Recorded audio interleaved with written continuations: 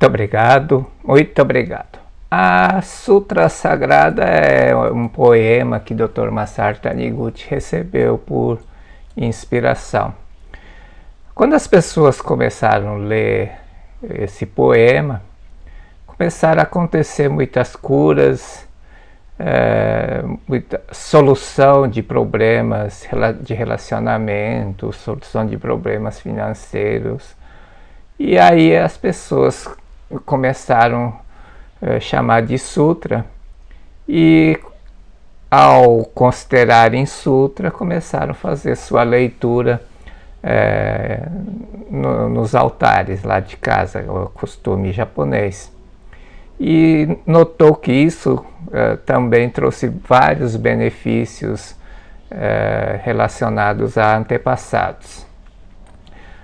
A sutra, então, não é algo que Dr. Masaru Taniguchi escreveu da cabeça dele. E lá tem um capítulo Deus que exatamente, né, vai falar de Deus. Mas o que eu quero dizer é que não é opinião, né, ideia do Dr. Masaru Taniguchi de Deus. Ele recebeu isso por inspiração. Então, a primeira parte da sutra está assim: Deus é Deus da criação, que transcende os 5 sentidos e também o 6º sentido. Então, a tratativa que faz é Deus como Deus criador, Deus da criação. Criação é idealizador, como se fosse um arquiteto, não o fazedor, o fabricante. O fazer, construir, é atributo, é tarefa do homem. A criação é elaboração através da ação exterior, como se faz para criar objetos cerâmicos, formas, ou seja, Deus não cria formas. A voz de Deus não se manifesta através de médium, porque Deus é um Deus interior, transcendental, que transcende os 5 sentidos. Você não consegue ver Deus, ouvir Deus, né? Sentir Deus assim, com 6º sentido. Ela atua no interior de todas as pessoas, dentro da pessoa como vida e como consciência. Então, se desejar perguntar alguma coisa a Deus, é melhor perguntar à sua consciência.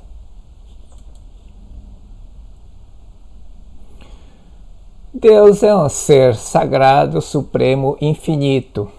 Infinito quer dizer único. Se tiver 2 infinitos, não tem infinito. Infinito pode, para ser infinito, tem que ser uma coisa só, Por isso é único.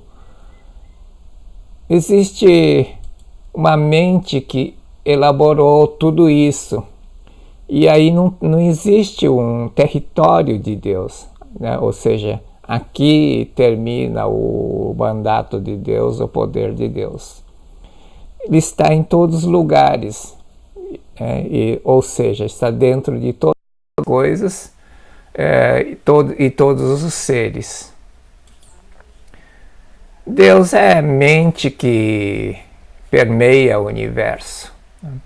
Se você olhar o universo, você vai ver que as estrelas mantêm distâncias. Se tomar o Sol e a Terra, por exemplo, mantém a distância, a velocidade, a distância entre elas, né? A ciência diz que isso é grade gravitacional, né? Mas não importa o nome que dê, existe uma inteligência no universo. Senão seria caótico. Imagina uma galáxia, a nossa, né, que é uma galáxia pequena, ter mais de 1 trilhão de bolinhas girando. Se não tiver uma lei, uma sabedoria que regula a movimentação estaria colidindo a todo instante. Mas nós não ficamos sabendo que há colisões de estrela a todo instante. São Paulo deve ter, sei lá, 7, 8 bilhões de veículos e deve bater uns 7 mil carros por dia. Deus é também vida que permeia o universo. Então o Dr. Masaru Taniguchi em algum momento chama de grande vida do universo. É porque está em tudo está a vida. O mais fácil de entender seria visualizando o nosso corpo. O nosso corpo mantém essa forma porque possui vida. Quando a vida for embora, ou seja, quando nós morrermos, o corpo desaparece. Então, isso é a base, o princípio básico da ciência mental. A forma existe enquanto o pensamento existir. A forma é resultante do pensamento. Então, eu consigo mudar a forma, os acontecimentos livremente conforme a mudança do pensamento. Depois nós vamos ter uma aula específica sobre essa questão. Deus é lei que permeia o universo. Deus é vida, mas é vida, é amor, é sabedoria, é verdade, é a grande vida, mas se manifesta como lei. Como lei, Deus não atende às súplicas, né? Mas se Deus fosse só lei, seria um ser frio que atua friamente. Deus é verdade que Deus é imparcial, né?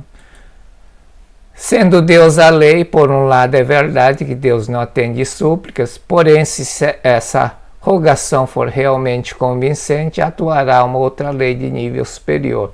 Então está se referindo à oração, né? A oração não é para fazer súplica, a oração não é para fazer pedido. Oração é você entrar em contato com Deus, é inori em japonês, é declarar a vida, né? Não é fazer súplica nem pedido, mas embora Deus atue como lei, em algumas situações, se a oração for realmente convincente, atuará uma outra lei de nível superior. Qual lei? Deus é grande vida, que se manifesta como lei da vida, ou lei do amor, ou lei de Deus, ou lei de espírito, né? Tem várias denominações. O que importa é que existe uma lei maior acima das leis materiais e acima da lei mental. Então, a sequência de ordem de importância seria essa. Primeiro vem a lei do amor, depois vem as leis materiais. Leis materiais são as leis físico, químico, elétrico, hidráulica, enfim, tudo que regula a matéria. E depois vem a lei mental. A lei mental é o terceiro na escala, né? Querer mudar a lei material usando a lei mental é besteira. Mentalizar para mudar as leis econômicas, lei de oferta e procura, por poder da mentalização é besteira. Se existe uma demanda, você não vai mudar aquela demanda. Você vai... pode ser que você tenha uma outra ideia, né, que melhore aquele teu produto ou serviço e crie uma necessidade, mas você não vai mudar a lei de oferta e procura. Por trás da lei da mente existe uma lei de profundidade bem maior que as leis da matéria e da mente, que pode se chamar de lei da vida, lei do amor ou lei do espírito. Então, é essa lei que entra, é a lei de nível superior que entra em ação em algumas circunstâncias excepcionais, né, que necessita de uma intervenção. Então, Deus é vida, amor, lei de Deus é lei da vida, ou lei do amor, ou lei do espírito. Para que você consiga entrar em sintonia com essa lei, você tem que ajustar, né? A oração, o pensamento, tem que ajustar a lei do amor, fazendo que o nosso estado mental se harmonize com ela. Apesar dessa lei existir, não entrará em atividade. A lei existe, mas essa lei só entra em ação quando o nosso estado mental se harmonizar perfeitamente com a lei do amor.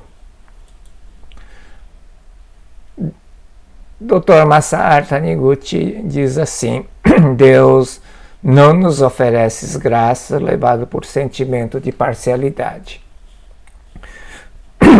A graça se manifestará concretamente ou não, dependendo de conseguirmos ou não alcançar o estado mental que entra em sintonia com a lei do amor. Deus não é um ser parcial, age por fisionomia.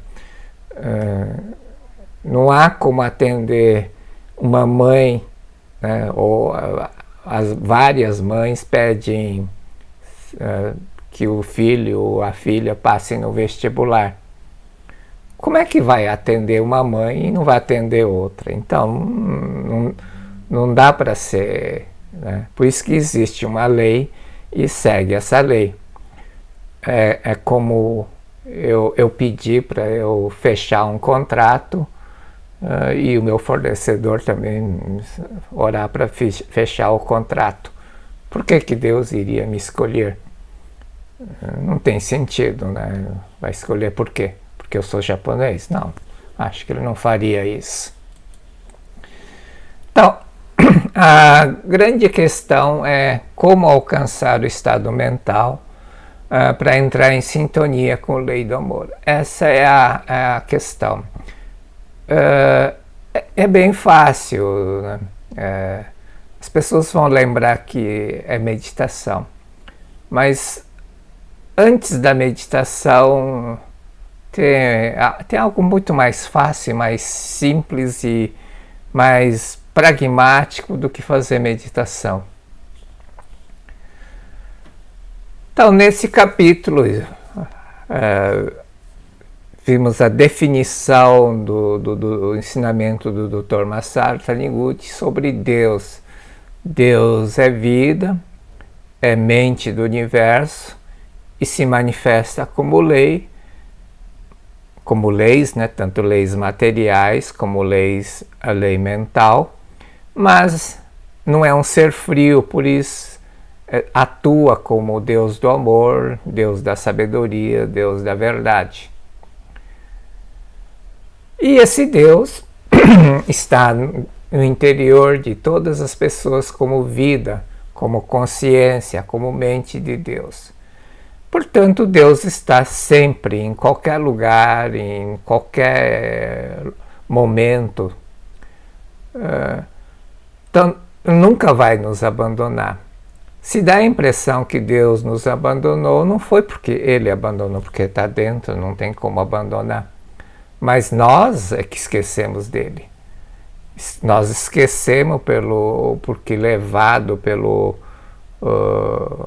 materialismo, esquecemos. Somos dominados pela ganância, pelo orgulho, pela vaidade e esquecemos de Deus. O que tem que fazer é sintonizar com Deus que habita, está no interior, dentro de você. E naturalmente começa a receber as orientações protetoras de Deus. Como sintonizar a nossa mente com a mente de Deus? Esse vai ser o assunto do próximo vídeo. Muito obrigado, muito obrigado.